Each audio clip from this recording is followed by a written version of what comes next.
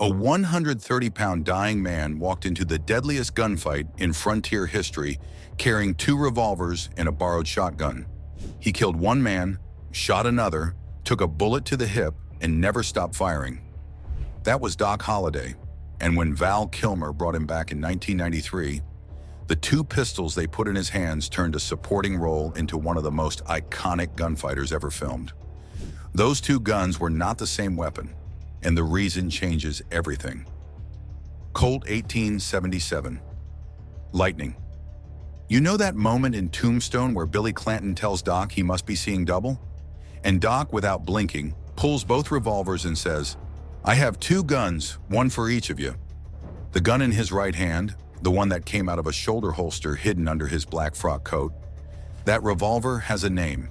It is a Colt Model 1877, chambered in .38 long Colt, finished in bright nickel plating with ivory grips curved into what gun collectors call a bird's head profile. And if you are wondering why Doc reaches for this gun first in almost every confrontation, the answer is speed.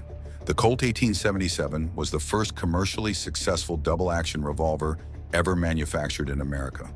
Pull the trigger once and the gun cocked the hammer, rotated the cylinder, and fired the round all in one motion. Every other Colt on the frontier required you to manually thumb the hammer back before each shot. The Lightning removed that step completely, which meant Doc could draw from concealment and start putting rounds downrange before his opponent even cleared leather. A distributor named Benjamin Kittredge gave the gun its famous nickname.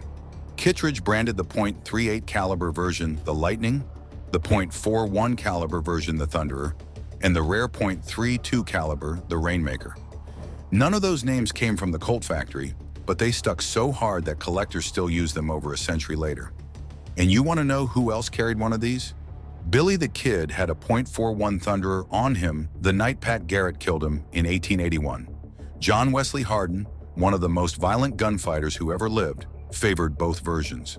Bat Masterson owned at least one. The Lightning attracted killers the way a good poker table attracted gamblers. Now physically, this revolver looked like someone took a Colt Single Action Army and shrank it by about 20%. Thinner frame, shorter profile, and that distinctive bird's head grip that made it disappear inside a holster most people would never spot under a coat. The 6-round cylinder fed on .38 long Colt cartridges, a black powder round that packed enough punch for across-the-table self-defense, but nowhere near the stopping power of the .45 Colt round feeding the Peacemaker on Doc's hip. And every single one of these guns shipped from the factory with a warning printed on the box: not adapted for smokeless powder. Black powder only from the first one built in 1877 to the last one rolling off the line in 1909. But the Lightning had a serious problem, and this is where the story gets interesting. William Mason designed the internal mechanism for Colt, and the trigger he created had multiple curves and humps machined into it, with hammer geometry just as complicated and springs that loved to snap under stress. Gunsmiths hated them. Gun Digest once called the 1877's trigger the worst double-action design ever manufactured. The gun picked up a second nickname from the people stuck fixing it: the watchmaker's nightmare. Colt produced 166,849 of them across 32 years, and to this day, most gunsmiths will flat out refuse to open one up. So why would anyone hand this fragile, temperamental revolver to the most dangerous character in a major Hollywood production? Because Peter Shirayko knew exactly what he was doing. Shirayko served as the film's armorer and also played Texas Jack Vermillion during the Vendetta ride. He worked side by side with screenwriter Kevin Jarre, who also wrote the script for Glory, and Jarre demanded historical accuracy down to the last belt buckle. For Doc Holliday, the Lightning fit the character perfectly: a slim, fast-firing revolver hidden in a cross-draw shoulder rig under that black coat, ready to appear and fire before anyone in the room even registered the threat. Val Kilmer trained with legendary gun coach Thel Reed before filming, and during the OK Corral sequence, you can watch Kilmer draw the Lightning and the Single Action Army at the same time, dual-wielding both revolvers while bullets tear through the streets of Tombstone. And the real Doc Holliday? He almost certainly owned one too. Witnesses at the actual October 26th, 1881 gunfight near the OK Corral testified to Judge Spicer that Doc fired a nickel-plated pistol at Frank McLaury after blasting Tom McLaury with a shotgun. A year before that, in October 1880, Doc shot saloon owner Milt Joyce and a bartender with a revolver described in newspaper accounts as a self-cocker, which was the 1880s term for a double action.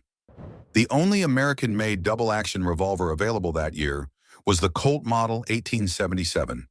Holliday family descendant Karen Holliday Tanner confirmed in her 1998 book that Doc carried a .41 Thunderer during his 1884 shootout with Billy Allen in Leadville, Colorado. And think about that for a second. Doc Holliday stood 5 feet 10 and weighed 130 pounds soaking wet. Tuberculosis was eating his lungs alive. He drank whiskey all day to kill the pain and coughed blood into handkerchiefs between card games. He had no business being in a gunfight with anyone, and he knew it. That is exactly why the Lightning made sense for a man like him. You did not need to be strong or steady to fire a double-action revolver. You just needed to be fast and close, and Doc made sure he was always both. The gun that broke every time a gunsmith looked at it wrong somehow ended up in the holsters of the most dangerous men who ever walked the American frontier. And that second revolver on Doc's hip? That one carries an even bigger reputation, and it changed the final scene of this movie in a way most viewers completely missed. Colt Single Action Army. The revolver riding on Val Kilmer's right hip through every scene in Tombstone needs no introduction if you know anything about firearms.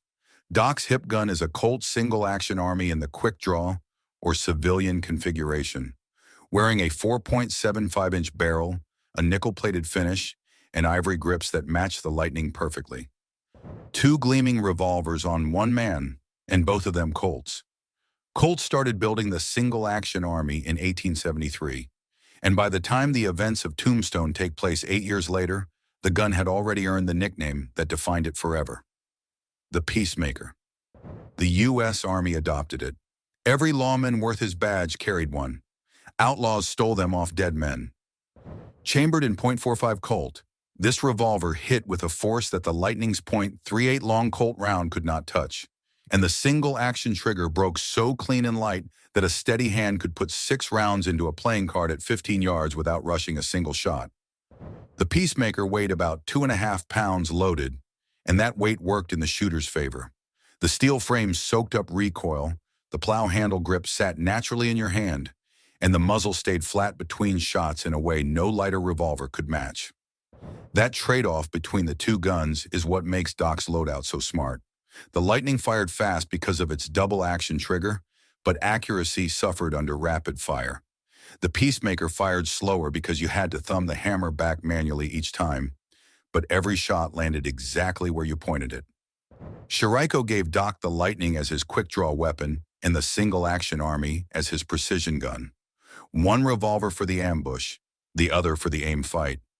Together, Doc could handle any confrontation from a card table argument to a full street battle, and you see that versatility on screen every time Kilmer switches between the two. You can actually watch how Kilmer uses each gun differently if you pay attention. When trouble erupts fast, the Lightning comes out first from the shoulder rig, fired double action with no hammer work. When Doc needs to make a deliberate shot count, the Single Action Army appears, hammer thumbed back with that satisfying click the audience can almost hear.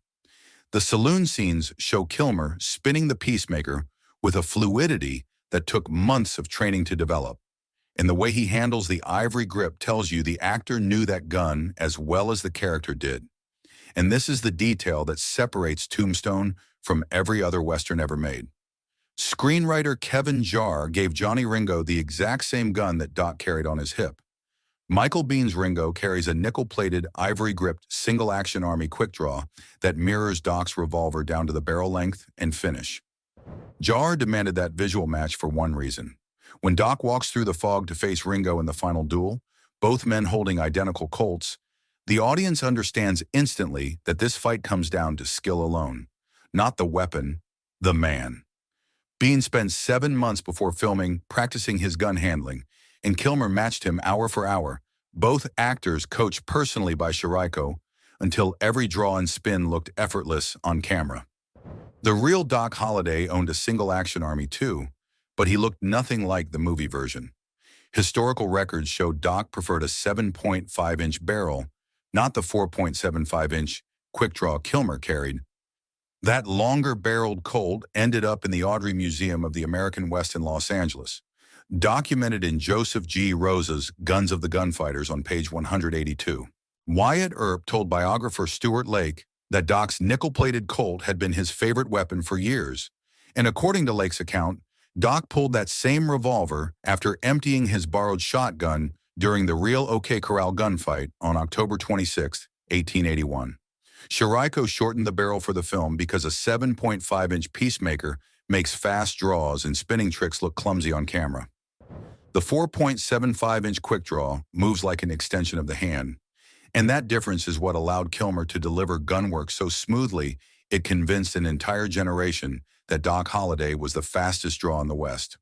The real Doc, by most accounts, was actually a poor shot who compensated with aggression and nerve. But you would never guess that watching Kilmer work those two nickel Colts on screen, two pistols, one dying man, and every single person who watched that movie remembers the guns before they remember the plot.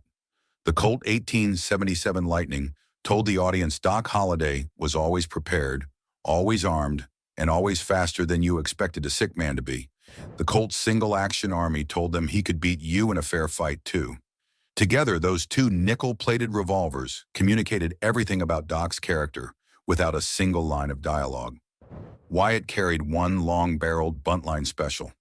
The Cowboys carried standard blued revolvers, but Doc walked into the OK Corral with a matched pair of gleaming Colts and a borrowed 10-gauge shotgun Wyatt called a street howitzer. 3 weapons. He used all of them. After the film came out, something happened in the real town of Tombstone, Arizona, that had never happened before. At an Old West gunfighter seminar, Doc Holliday reenactors outnumbered Wyatt Earp reenactors for the first time in the town's history. One attendee admitted he had watched the movie over 200 times, and not because of Kurt Russell. Replica makers started producing matched pairs of nickel-plated Colts with ivory grips, specifically because of Val Kilmer's performance. Gun shows across the country saw a spike in demand for original Model 1877 Lightnings, and nickel-plated examples in decent condition started fetching prices that would have made the real Doc Holliday choke on his whiskey. A dying dentist with a drinking problem and 2 imperfect revolvers became the biggest reason people bought tickets to a movie that was supposed to be about Wyatt Earp. The Lightning broke constantly and fired a weak cartridge. The Single Action Army could not match the Lightning's rate of fire. Neither pistol worked perfectly alone, and that imperfection is exactly what made them right for a man who was himself deeply flawed. Doc Holliday died on November 8, 1887, in a hotel room in Glenwood Springs, Colorado. He was 36 years old, broke, bedridden, and so wasted by tuberculosis that the man who once terrified entire saloons could barely lift his head off the pillow. A dentist turned gambler turned gunfighter, carrying 2 broken guns through a career that lasted only 5 confirmed gunfights across 16 years, and somehow making himself the most feared man in every room he entered. That is the most Doc Holliday thing about the entire movie, and the reason those 2 nickel-plated Colts still own every scene they appear in. If you want to see how another legendary Western firearm earned its place on the frontier, hit the subscribe button and tap that video on screen right now.